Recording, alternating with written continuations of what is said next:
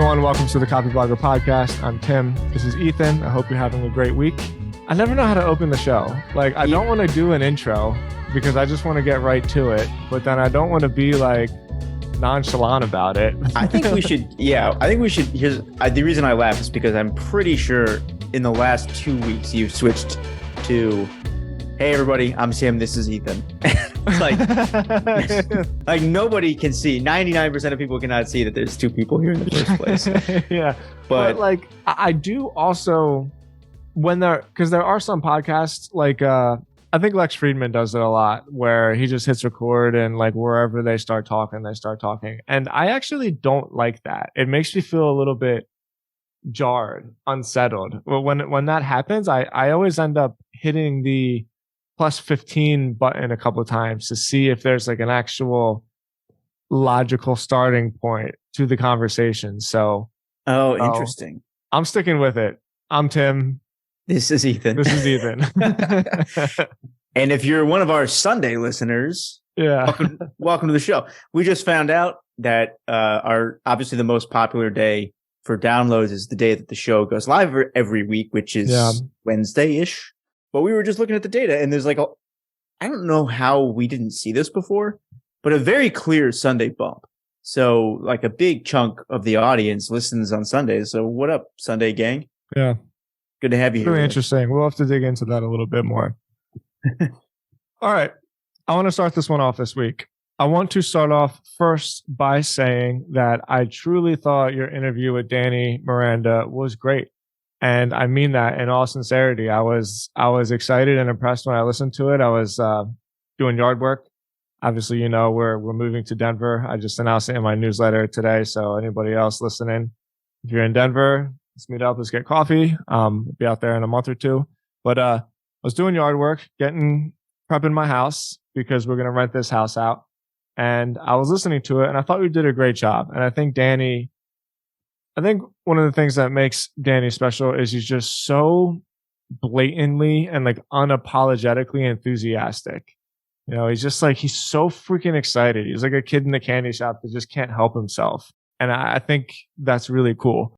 But there was one thing in the podcast that totally stood out to me. And it's something that I wanted to bring up because I think there's a good chance people listening have interest in maybe starting their own podcast. It's a great way to network and meet people. I have a ton of success stories, including our relationship connected to when I had my solo podcast. It's one of the best things I've ever done. But I want to start this story off with Danny because I was actually one of Danny Miranda's first guests. And sometimes I kick myself because I have a rule where I'll always say yes to a podcast because they were people that always said yes to me when I didn't have any listeners. Right. And so it's just a personal rule that I made myself. And Danny reached out to me and he wanted to interview me. I said, yeah, sure. I didn't really think too much of it. And he asked me a question that I was so impressed by. And the question had to do with an article that I wrote like 3 years ago. It was about Will Smith. I know Will Smith has been in the wrong side of the tabloids in the last couple of months, right? But I still personally regard him as somebody that I've looked up to as a professional and like as a motivator. And I wrote an article about something that Will Smith said that always stuck with me. And he said, everything you need to know in life, you can learn from running and reading. Reading because there's nothing that can't be learned or can't be said that somebody hasn't already put in a book somewhere. And running because it's one of the only things in your life where you're on your own. There's nobody cheering you on and you suffer so much and it's just up to you to quit because you can quit anytime. You're a runner. You know this. There's just days where you're like, this is miserable. I do not want to be here. And, I wrote an article about it. It's still something that I think of pretty regularly, frankly. And Danny asked me about it. And at the time, this was probably 2 years ago. And I had written the article 3 years prior. So this article was probably 5 years old. And I was so impressed with that. And it was such a great conversation starter. And it made me feel appreciated, but like special in a way. Like there's this idea that I haven't really shared with a lot of people, and this kid is bringing it up to me and making me feel like heard and making me feel listened to. And in the episode that you interviewed with Danny, he brought this strategy up right to the forefront. And it's one of the best things I do because I get to know my guest better than they know themselves in that given moment. And Danny made a tweet about this probably a month ago, and I remember reading it being like, what the fuck does that even mean? Like, you don't know anybody more than they know themselves. It doesn't make sense. But then when you broke it down, he's right. Because me as a person, I'm always thinking about what's in my world, what's in my sphere of influence right now. And I didn't even remember about those ideas that I had and the way that I was feeling 5 or 6 years ago. And so in a way, he knows something about me that I've kind of forgotten about myself. And when he brought that question to me, it brought all those feelings back up and it raised all this excitement, and it made for a really, really great conversation. So 2 final points before I open it up. 1, if you want to start a podcast, it's a great tactic. Dig into somebody's archive. If they've been writing for a while, if they have a Twitter account, like go find something deep, learn something about them that they have forgotten about themselves. And then 2, like from your perspective, from interviewing him, how effective do you think that has been for him growing the show? So I'm going to start it there. I want to hear your insight on it. Well, first of all, thanks, man. I'm glad to hear that you enjoyed it. It was great. I agree. He's an impressive dude. He's definitely going places. And that was also one of my favorite parts of the conversation, where he talked about how his goal for any given interview is to teach the interviewee something about themselves. Yeah. I'm paraphrasing there, but that's roughly what he said. And I thought that was such a bold notion to say, well, I'm going to come into this and I'm not just going to understand this person. They're going to walk out of here understanding themselves better because of our conversation. So I thought that was really cool. He's definitely an interesting thinker. And I think a lot of the passion that you notice from him comes from his willingness to say those things out loud. When you say how effective do you think it's been for him to grow the show, do you mean that strategy, or do you mean just his conversation with me? Like, do you think maybe our interview blew his show up, which is definitely not the case? No, I don't think that's the case. I suppose even when I asked that question, I did feel a little bit like too narrow in what I was trying to get at. The second part really is you had mentioned, I think this is connected to his enthusiasm, really. You had mentioned he kind of has this trait that there's almost not a word for it in the English language. It's kind of like, I don't even know better that I can't do it, so I'll just give it a shot anyway. Right? Like, I don't know if we have a word for that. You called it daringness. Yeah. Call it youth. Yeah, right. Being a dumb young kid that doesn't know any better. Yeah, exactly. So what's really interesting about Danny when you get into his archive of stuff is he's been doing this for a long time. He hinted at something in the show, which people who've heard the episode may have keyed in on.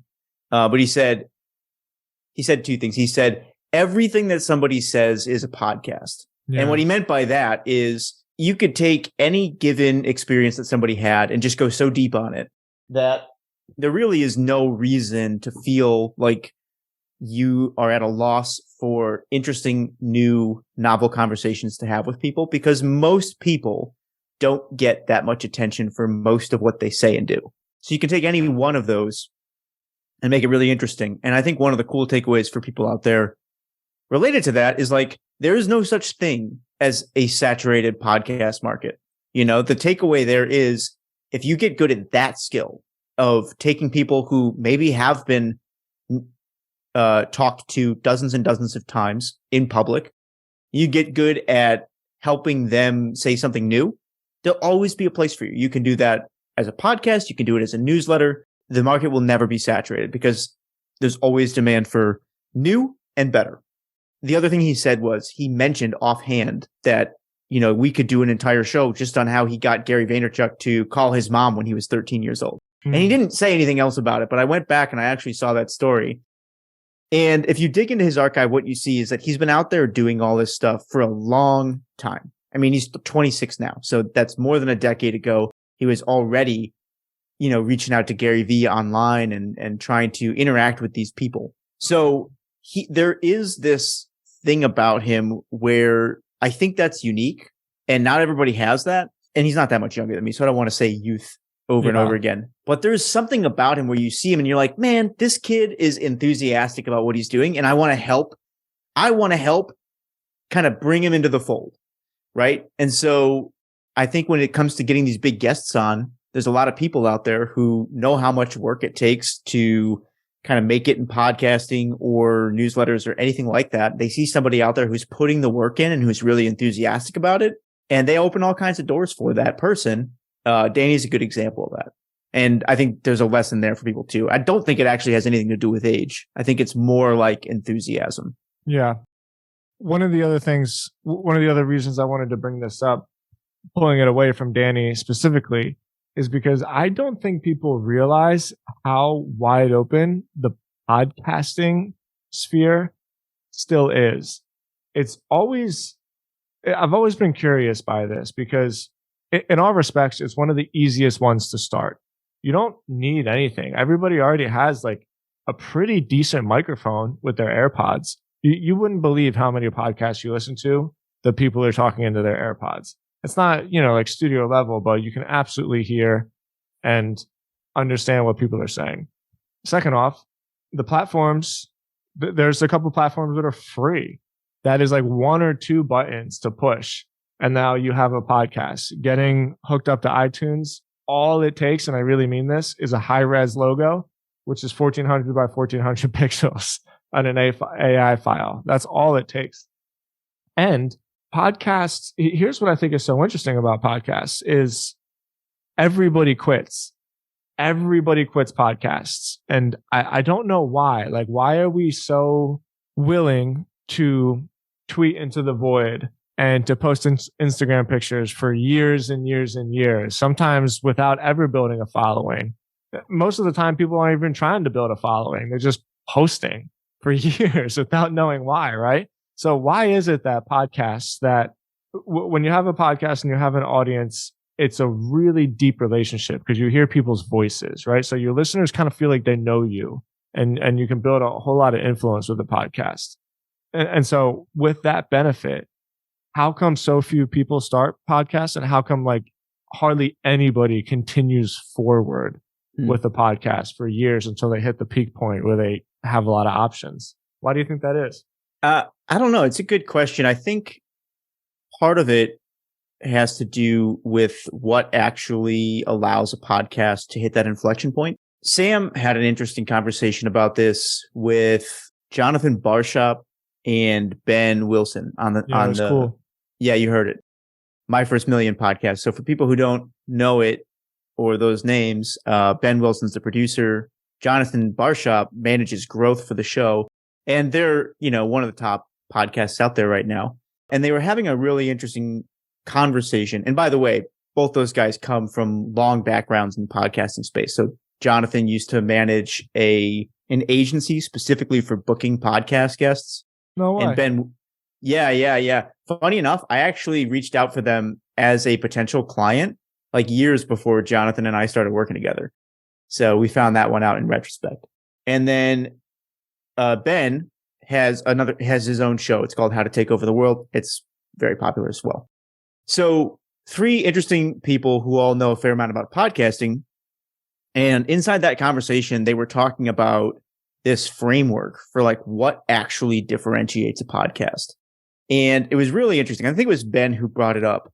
And this comes from another guy. I'll get his name in a second, but he's one of the OGs in the podcast space. He's produced some of the most successful, longest standing podcasts around. And he essentially says that there's like 4 things that can differentiate a podcast. Who the hosts are, like what their unique background is, who the show is for, right? What's the audience? What do they talk about? What's the topic? And how do they talk about it? So like, what's the angle? And he says, this was the interesting part. where most people go wrong, and this might be leading people to quit, is they have one of those four, and what you really need is two. And so the example that Ben gave is he says, well, you might see people who say like, I'm going to do a podcast on gorillas because nobody is doing that. And okay, fine. Nobody's doing it. You've got your one differentiator right there, topic, but you need one of the other three in order to have a show that people are really going to care about long term. And so, his example was, he says, are you Jane Goodall? Right? Do you have a lot of experience in this space? Some kind of unique background that would allow you to comment on it? If it's not that, it's going to have to be either the angle, right? Or the particular, like the way that you are, like you're going to have to get somebody else on the show that maybe does or something like that. You have to have two of those four nodes in order to have something that eventually takes off. And I don't know. I mean, I kind of feel like we've been doing this for almost a year and it's definitely growing. We've talked about some of the data in the past. For people who don't know, currently somewhere around 25 to 30,000 downloads a month. So thank you to all of you guys for that. But I feel like even after a year, we're still just kind of zeroing in on really what that should be. And so I wonder if that's the other part of why people walk away so much, is because it really does it takes time to even figure out what those two things should be. And if you're not really experiencing any traction, it's very hard to power through that, I think. Obviously, that is a great point, considering that somebody who has a ton of experience in the space said it. After doing this for a while, I think there are two other factors as well.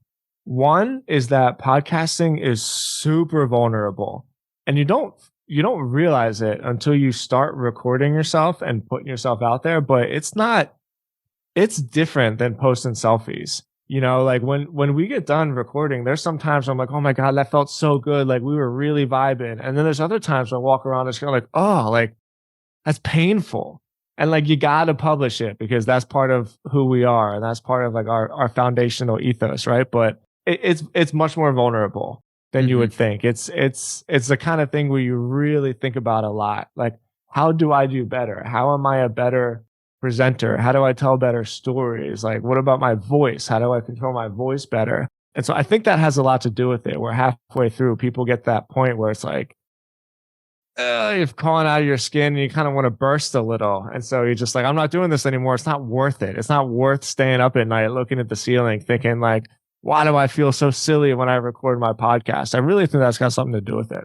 I totally agree. And I like, just candidly, for people listening to this, I probably would have walked away from this months ago if it was just me recording every single week ideas. So there's one or two other things that I think have helped with this project. And like, I've been that guy. I've done plenty of other creative projects that have not lasted this long.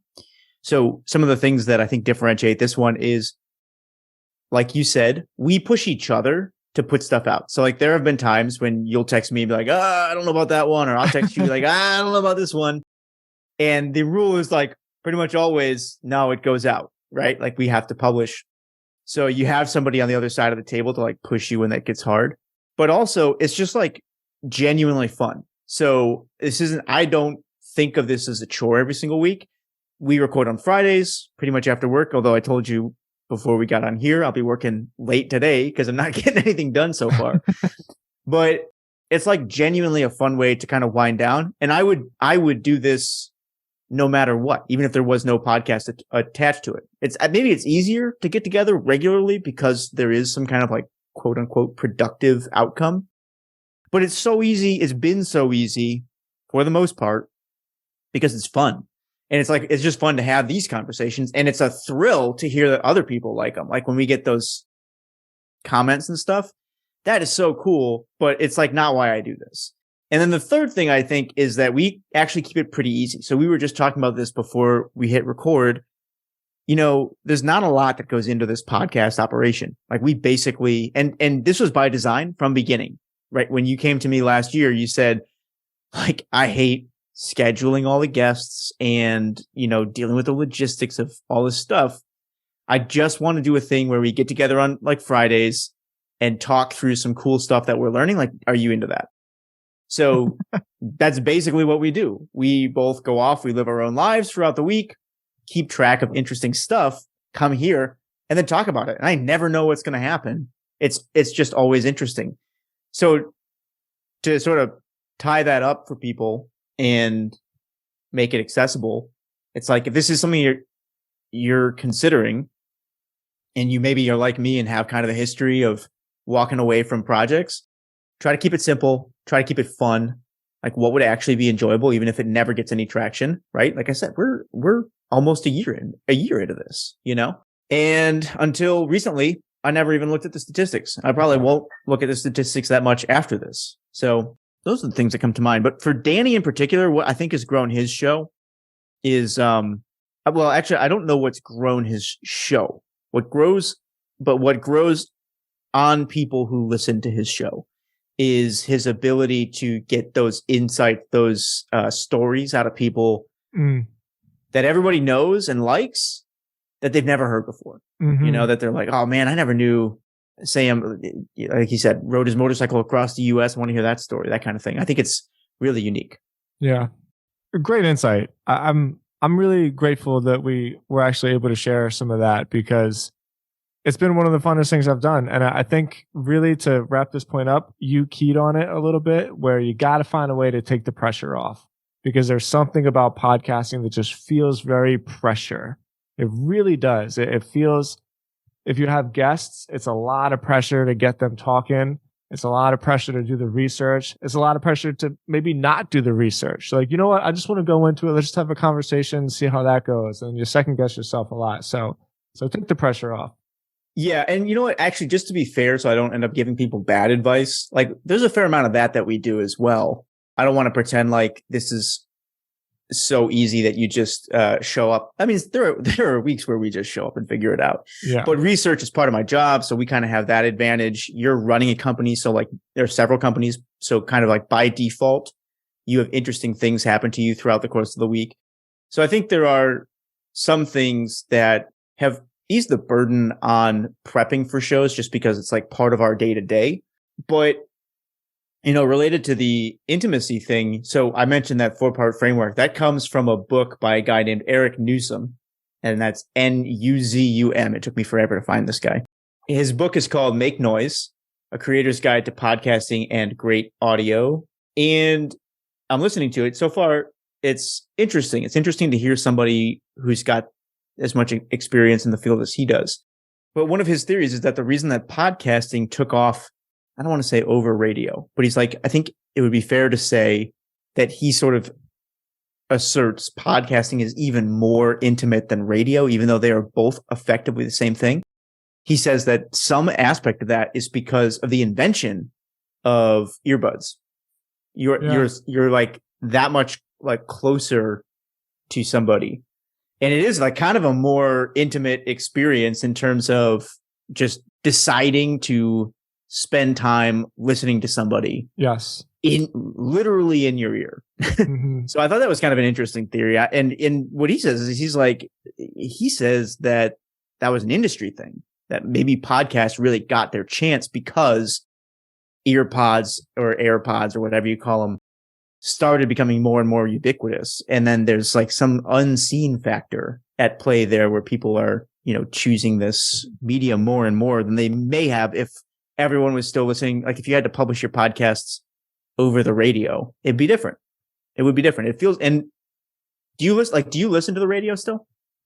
No, never. But so, man, I'm dying to get to my adventure for the week, but this is really fascinating to talk about because it's a huge cultural shift. And let me tell you why. I don't bring my cell phone into the gym. I go to the gym every morning at 8 o'clock exactly. My wife and I are there from 8 to 10. And I purposely don't bring my phone in for two reasons. One, because I try hard to stay away from my phone. And two, because I actually get way better workouts because then I can't stop in between sets and fucking do whatever, you know? And it is mind blowing sometimes to think about. I don't have bad knees at all, but I have a thing called Osgood Schlatter. Basically, like I grew too fast. And so the tendons in my bones didn't grow as fast as like my bones. because I got tall so fast when I was a kid. So anyway, I always have to warm my knees up. By the way, I've met Tim in person and he is tall. Yeah, I'm pretty tall.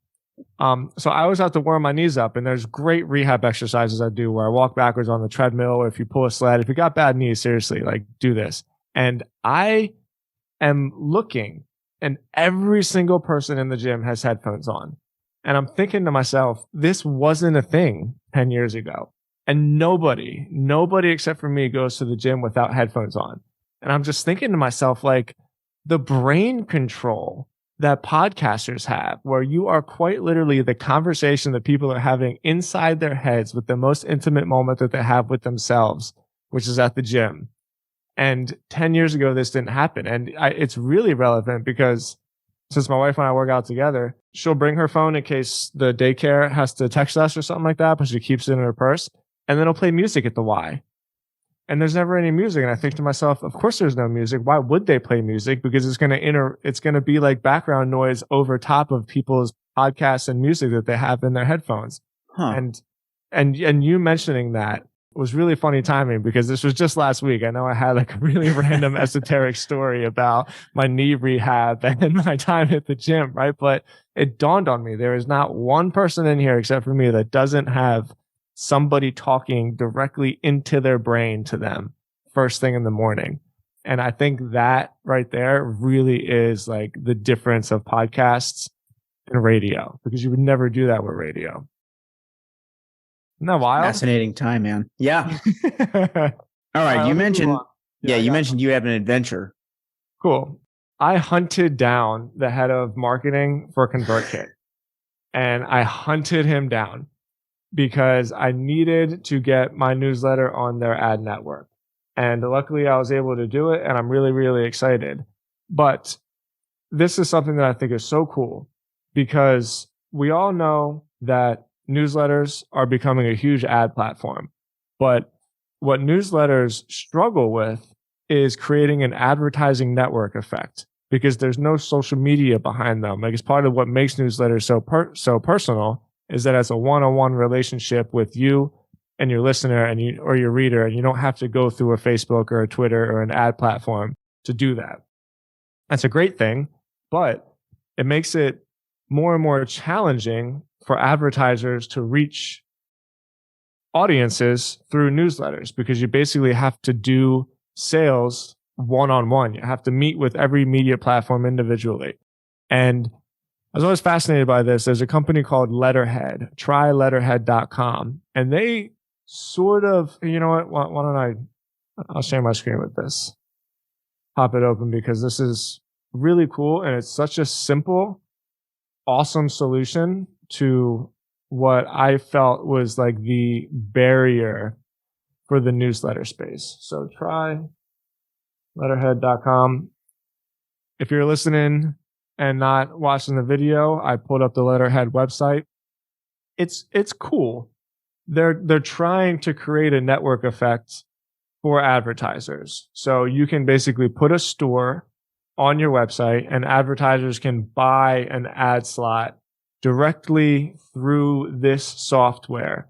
And then they buy an ad slot, and the software submits the ad with the image and the text, and then gives you an embed code. And then the advertiser could basically just put the embed code in their newsletter. Pretty simple. It's difficult because since there's no foundational platform, you don't really know who it is that you're advertising to through the newsletter, because the advertiser doesn't have the same data that a Facebook could provide to you. And so I thought this company was going to do well. It hasn't. I shouldn't say it hasn't. It hasn't. I don't think they're profitable, let's say. And they're cool. I mean, they're really cool. I've followed them for a while. They have their own. It's a cool case of, let me solve my own problem and turn it into a product, because they have a bunch of local newsletters, which you know that I'm a huge fan of. And they were trying to solve the problem of, like, how do I have companies in all these different cities that I got to talk to sell ads in my newsletter? So they solved it with this. I think really what's happening is this platform is helping them monetize their own newsletters really well, which is turning it into a profitable business. But I don't think the platform itself is doing really well. And nice. So you're saying they've got a bunch of newsletters. Yeah. They basically built software to manage their ad sale process, and then they kind of split that out and turned it into a SaaS on its own. Correct. This is their media company, whereby.us. So this is their biggest one, the New Tropic. It's a newsletter in Miami. Pulp Town, this is Portland, Oregon. The Incline, this is Pittsburgh. The Evergrey, I forget. I think this is Pacific Northwest somewhere. And the Bridgeliner, I have no idea. So these are their newsletters, and they built Letterhead as a way to automate their ad sales for themselves. And I think it worked. And so as I'm signing on for this ConvertKit thing, in the back of my mind, I'm thinking to myself, man, I really hope this doesn't turn into a dud, because how the hell is ConvertKit going to get all the inventory? And I don't know Nathan very well. Like, he and I chat on Twitter. I might call him a friend. I don't know. He's an acquaintance, right? But I do know that he's like a methodical, patient operator. He doesn't do things like me. He really takes his time and he does them right, and he builds the right team. Like, I know that about him. And so I'm thinking, how the hell is Nathan doing this? How is he making it so that as people want to submit their newsletter to the ad network, how does he have the inventory on top of it? And it is such a freaking simple. Can I pause goddamn you? Brilliant. When you say inventory, do you mean demand, right? So like advertisers? Advertisers, yeah. Okay.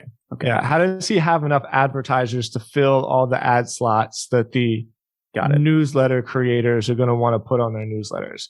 Awesome. And when I saw how simple this was, I wasn't even sure if I should bring it on the show, because it's so obviously simple that there's no like huge groundbreaking moment. But check it out. In order to get into his network, you have to put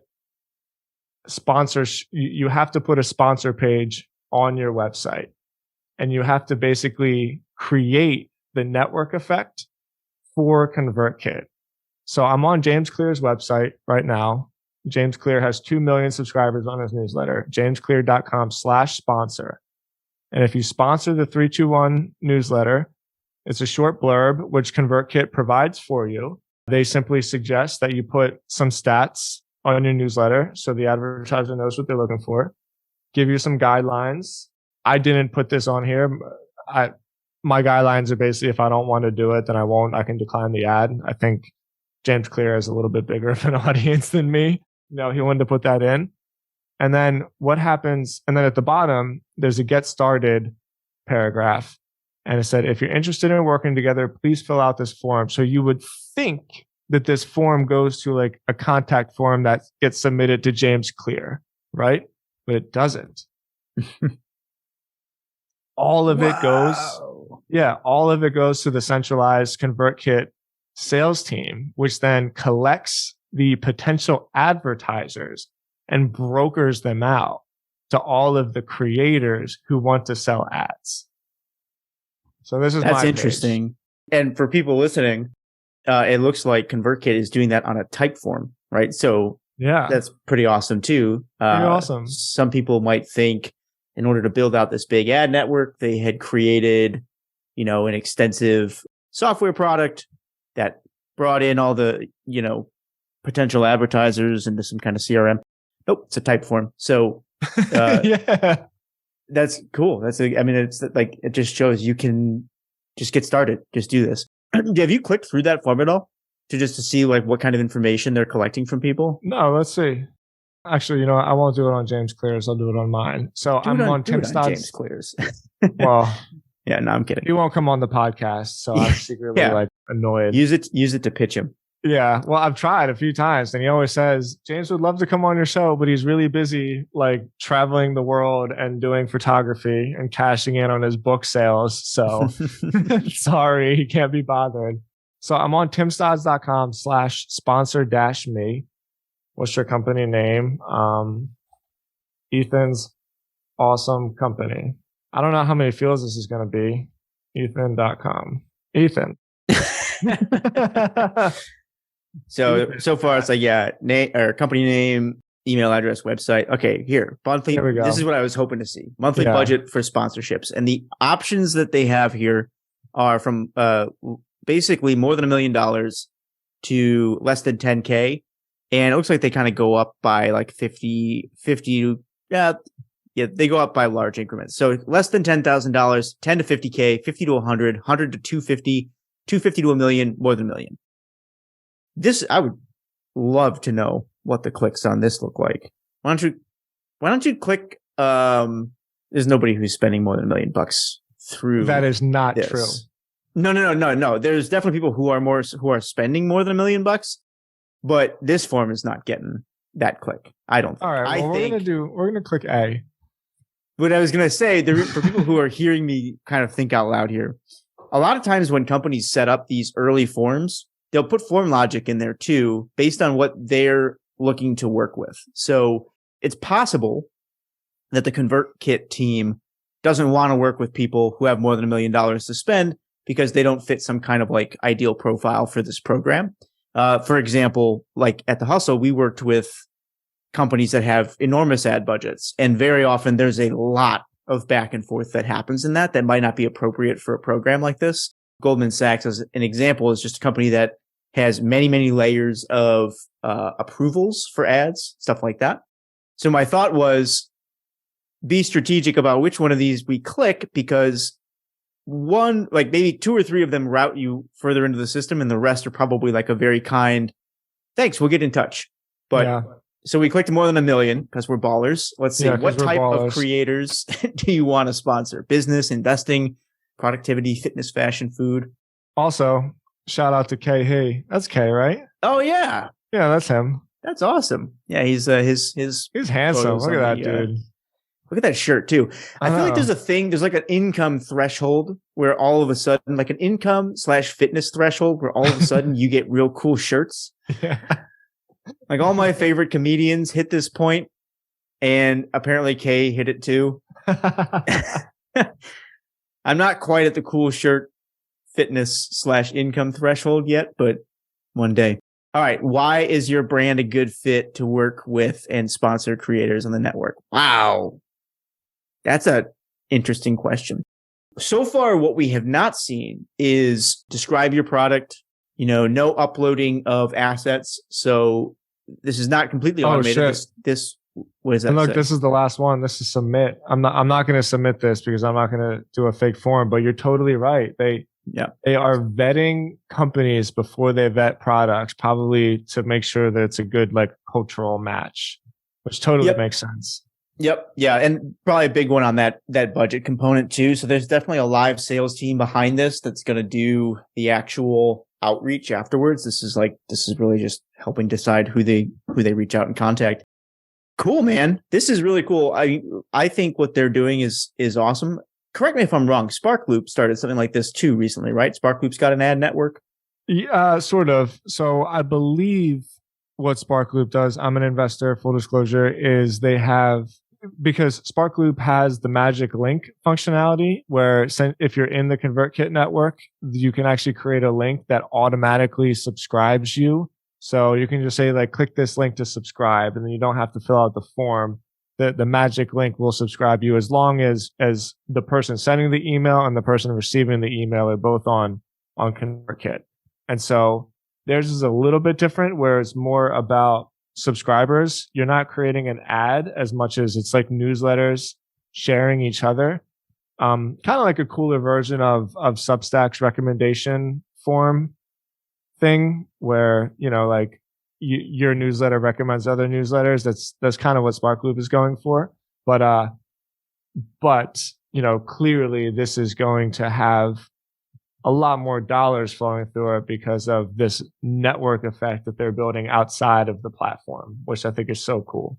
Yeah, the network effect is definitely interesting. One other thing that I think makes ConvertKit's program different from the Letterhead one is that you would assume a lot of the ConvertKit partners are running their newsletters on ConvertKit, right? So ConvertKit's got the data behind the scenes to show how good the newsletter performs in terms of audience, open rates, clicks, all that kind of stuff.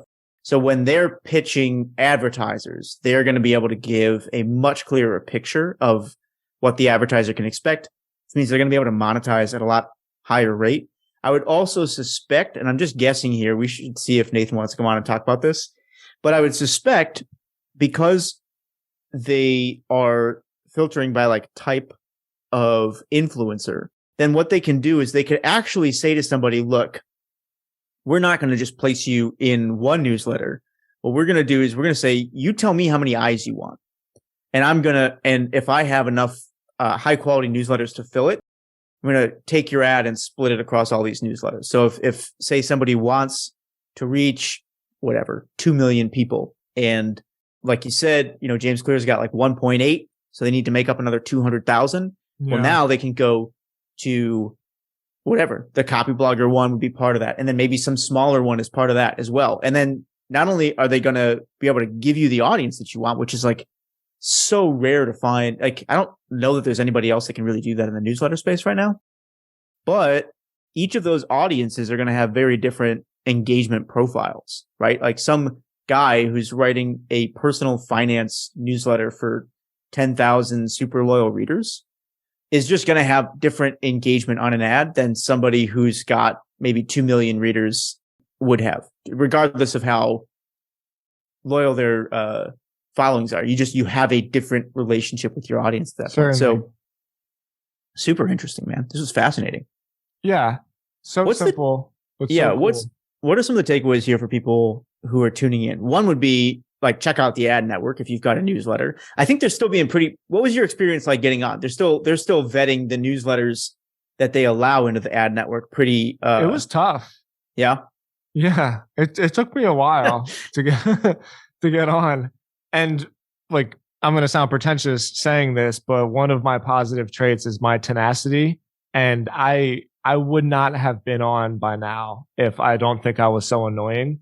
And yeah, really, like they are being very, very methodical with this. So I think that within itself is a takeaway, because I think they see very, very clearly that there is such an opportunity to ride this newsletter influencer space.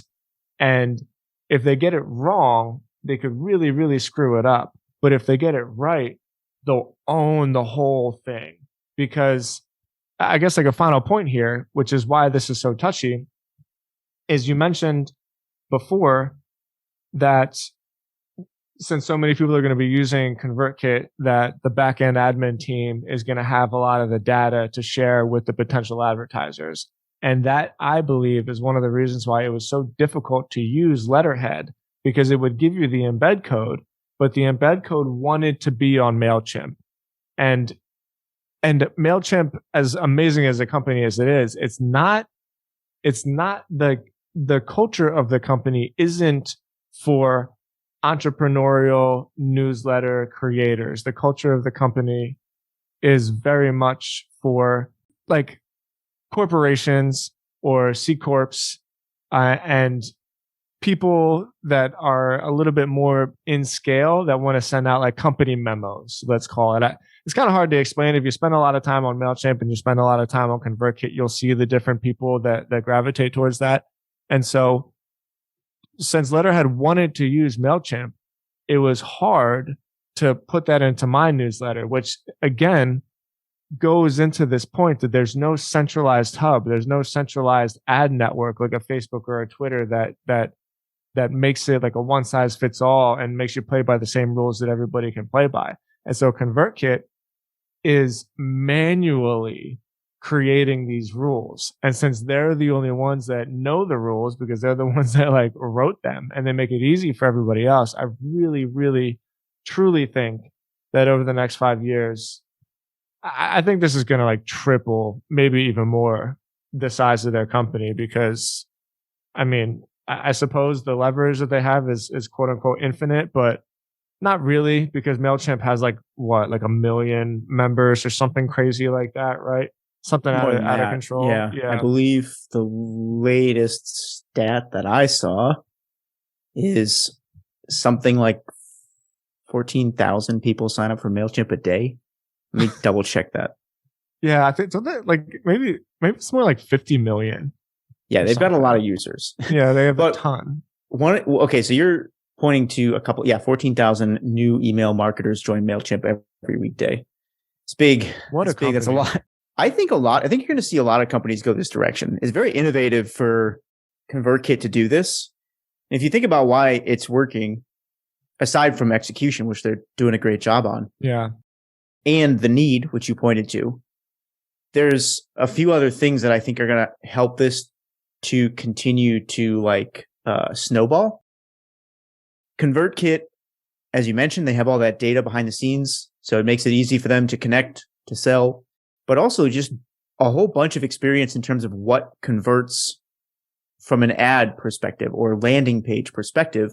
Yeah. So they're going to be able to help design. I don't know to what degree they're designing the ads that are going into newsletters, but you got to say to yourself, if they are helping there and applying what they know to creating high converting ads, which they know, their thing for a long time has been conversion rate optimization, right? Yeah. A lot of experience they bring to the table there. And the more sort of layers that they can add to this execution of, hey, we have the data. Hey, we have the infrastructure. Hey, we have the expertise to show you what's going to work and what's not going to work. It's just going to result in higher performing ads for people who are buying through this network and that snowball effect. And as soon as companies start seeing that work, I think you're going to see the MailChimps and the potentially HubSpots. Who else does this? Twitter's got their newsletter network. I think everybody who's got a newsletter platform may end up implementing some kind of ad network like this, especially if if Facebook continues to show signs of weakness, right? If crazy. 20% down. Unbelievable. Yeah. Fascinating. Real quick, let me mention one other thing. So we had talked just briefly about Sparkloop, and I just found this tweet for people who may not be able to get into the ConvertKit program yet. You were right. Sparkloop's program is not an ad network per se. It's a newsletter referral program. But Louis shared this thing on Twitter recently. It's a screenshot. And he says, this is the payout for the first month of the partner program. He's got a partner in there, 15,000 subscribers, did $3,600 in earnings. So that's kind of interesting. I don't know a ton about their program, but 15,000 subscribers is it's a very small newsletter, relatively speaking. This is what you're talking about? Yep. And processing payouts for the first month of the Sparkloop HQ partner program right now, and the results are brain exploding emoji. This is the payout for a newsletter with 15K subs. We're talking rent plus groceries, annual family. Cool little piece of copy. Okay, so here we go. $3,600 over the course of, I guess, lifetime, but the referral program is only 2 months old, maybe. Yeah. Look at that. That's September 23rd is the first date on this chart. So he's done 600 referrals, $3,600. That's, what is that? $6 a pop, which is right. Am I doing my math right there? Roughly $6, $5 to $6 a pop. So for people with small newsletters, and if you may already be running Sparkloop, take a look at the partner program. There's something there. Again, all these work better. And this is the one thing I'll say to caveat all this. These ad networks are cool, but we had a rule at The Hustle, which is that when it comes to ad performance, everybody wins when your audience comes first. And what that means is that what we will wait to see from all these ad networks is, are they able to do the ads in such a way where they can deliver ads that each newsletter's audience actually cares about? Because as soon as they take that out of the equation, if that goes out of the equation, conversion rates will all go down, open rates will go down, everybody starts to lose. So these are great to the extent that they are directly in line with what your audience wants to hear. Outside of that, I would be a little bit hesitant, but definitely check them out. It's a cool opportunity for people. Very cool. Great show. This went in total different direction. I have a whole bunch of stuff on my notebook that I planned on bringing up, and it's got nothing to do with anything that we talked about. So that seems to be how it goes every week. Yeah, this was fun, man.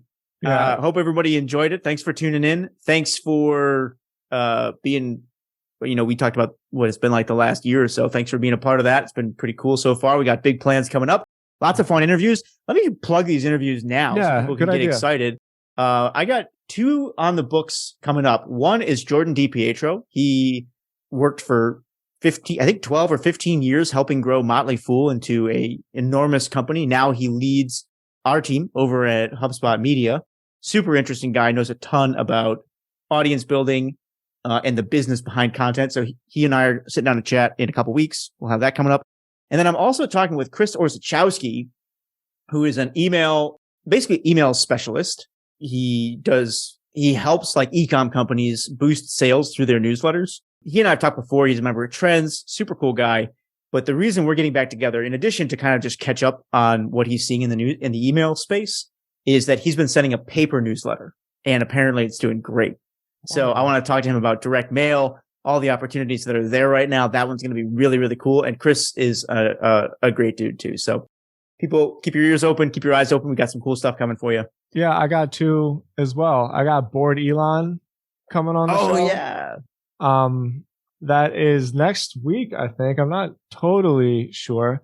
We're going to talk, for anybody that doesn't know Bored Elon, he's an anonymous Twitter account. But I don't know if this kind of software is easy to get. He does Zoom videos, and he created this like facial type thing where he's just a green set of lines with a face with actual like expressions and laughter and smiles. He's really cool. I'm going to talk to him about his crypto company because he's one of the few examples I've seen of people actually using Web3 and creating a product that is working. So I'm interested. I'm interested because he's a content marketer. He uses his Twitter handle. He's got 1.2 million followers. He uses his brand. I think, for all I know, it could be a woman, but he uses his brand to promote his product, and I want to hear about that. And then we talked about Ben Wilson a few times on the show. I am so freaking pumped to talk to him. I don't even know if I'm going to talk about podcasts or media. I might just talk to him about Napoleon, and maybe we'll talk about Genghis Khan, and maybe we'll just go deep into how to take over the world. Hell yeah, man. Yeah. Cool. So we got some great stuff coming up. Hope everybody enjoyed the show. Thanks for tuning in. We'll talk to you soon. Thanks, guys. Talk to you next week.